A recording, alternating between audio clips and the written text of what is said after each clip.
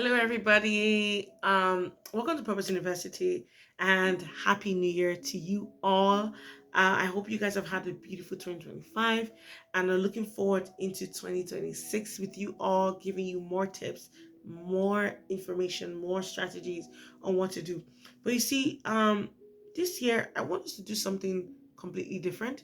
I want us to start this month with a lot of planning. Now we have a planner called the yearly planner.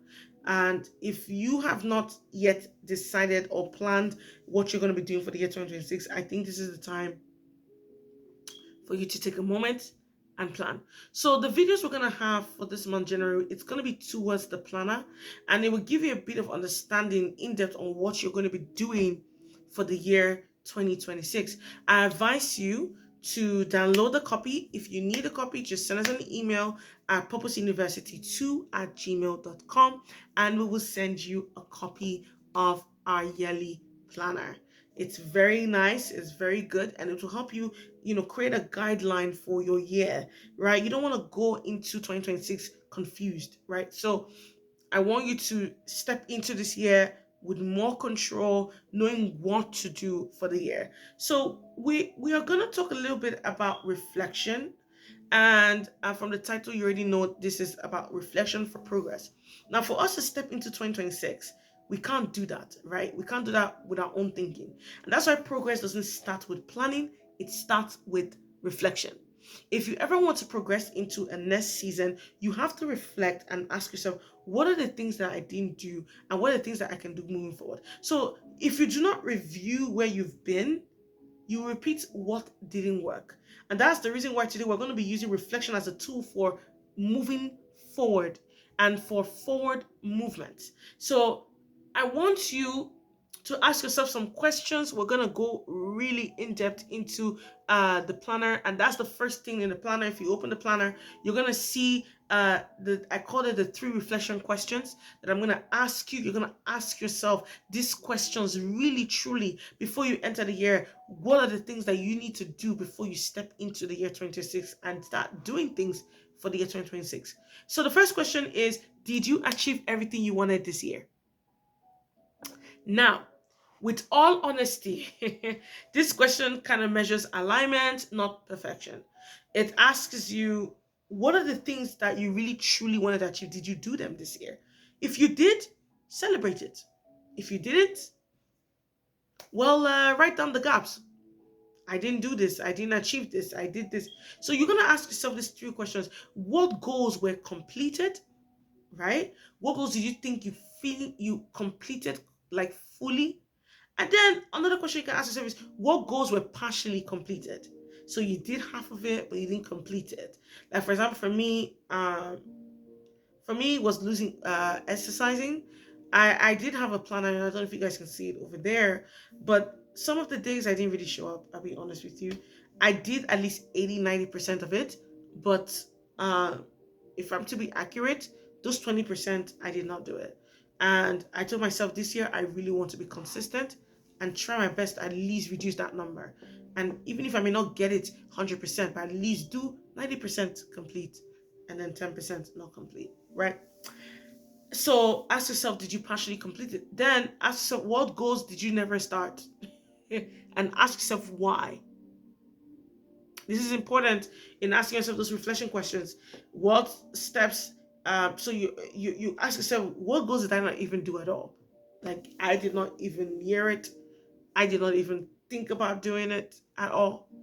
I didn't even smell it. So when you ask yourself that question, make sure you answer them truthfully. And know that this step does not, it builds awareness, not guilt. So don't guilt yourself and say, well, I didn't do this, so there's no point of me. Why am I doing this? Or put self-pity. No. This is to help you know what to do moving forward. The next question is, what stopped you from achieving your setting goals? So now you're going to look beyond the surface and beyond surface excuses, and you're going to examine root causes. So now you're going to ask yourself some questions. What are these things? Which areas in my life did I not that stopped me from achieving these goals? And the first thing you're going to do probably is the first question you're going to ask is your habits. So were your daily actions aligned with your goals? That's the first question you're going to ask yourself under this question. If I'm to evaluate my habits, were my daily actions aligned with my goals? The second is your environment. Did your surroundings support or distract you? Very important to question yourself and ask yourself truly. If it didn't help you, then maybe you need to find a way to get rid of them. If it did, maybe you need to find yourself to be in those kind of spaces. But you need to ask yourself real questions and answer them. The next is your mindset. Did fear, doubts, and limited beliefs hold you back? Right? You have to be honest with yourself, truly.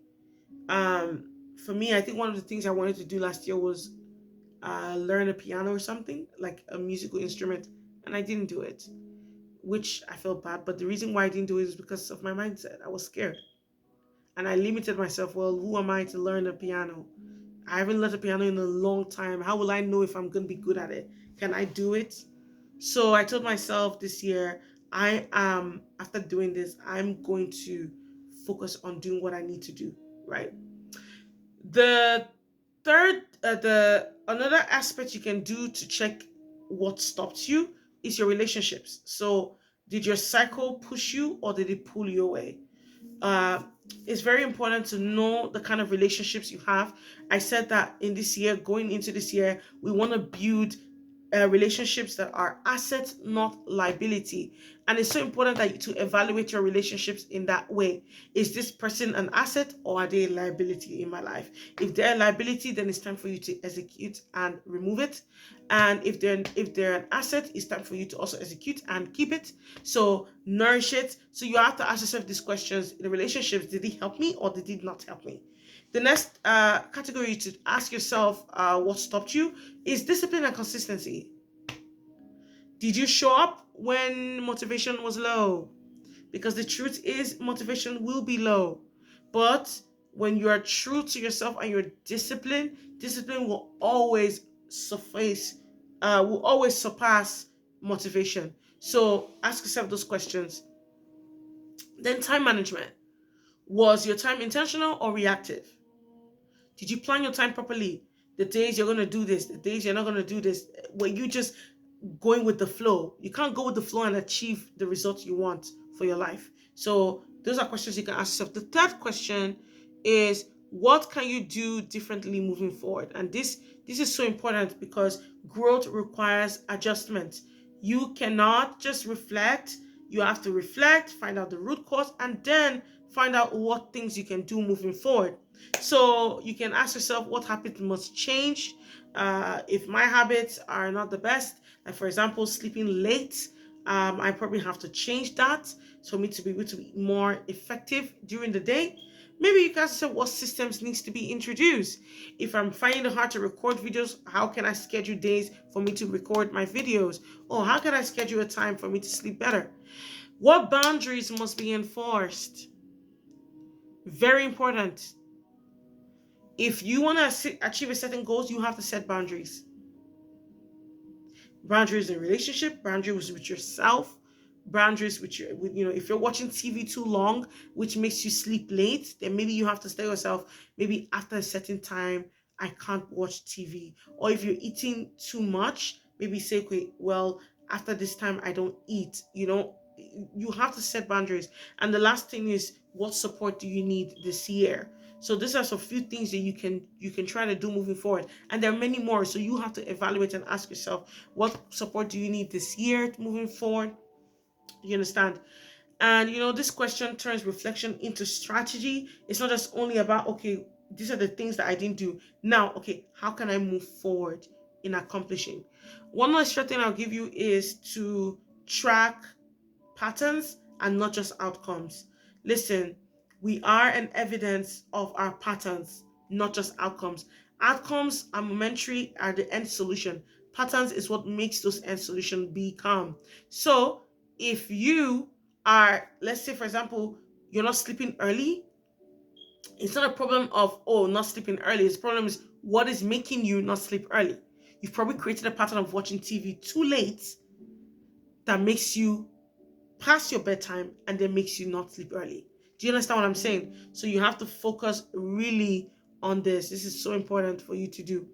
Then another thing is you should increase, instead of focusing only on the results, study your repetitive behaviors, study emotional triggers. What are the things that trigger you a lot? Are these things good? Are these things not good? Do they make me feel a certain way? Do I get triggered by a word? Do I get triggered by food? You need to ask yourself these questions. And also energy patterns. What are the things that you do that makes you feel energetic in the mornings? So for example, I remember I used to eat late, and whenever I would eat late, I feel very, very grumpy in the morning. I feel very sick in the morning, which then reduces my energy level in the morning. So I don't have the energy to do anything. I feel grumpy. I feel tired. So what I started doing is I put a fixed time for me to stop eating. And when I started doing that, now, not all the days do I follow it. I'm telling you, being honest with you. But at least I put it there. At least it's helping me a bit better. And when I started doing that, I started sleeping earlier, and also I started eating better, and that helps my energy when I wake up in the morning. So those are things you have to ask yourself, because patterns reveals what needs to change long term. So don't just look at the outcomes and say, well, at least I achieved my goal. No, look at the patterns in your life. Are these patterns helping me achieve a better goal that are effective, or just getting a goal that is just achieved because? Another thing is that you should write lessons learned. So I call it lesson learned statements. So basically, you summarize your year in 3 to 5 lessons. And then these lessons become guiding principles for the next year, right?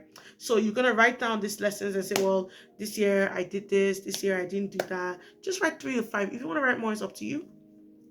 And make sure that these lessons will help you in building principles for the next year.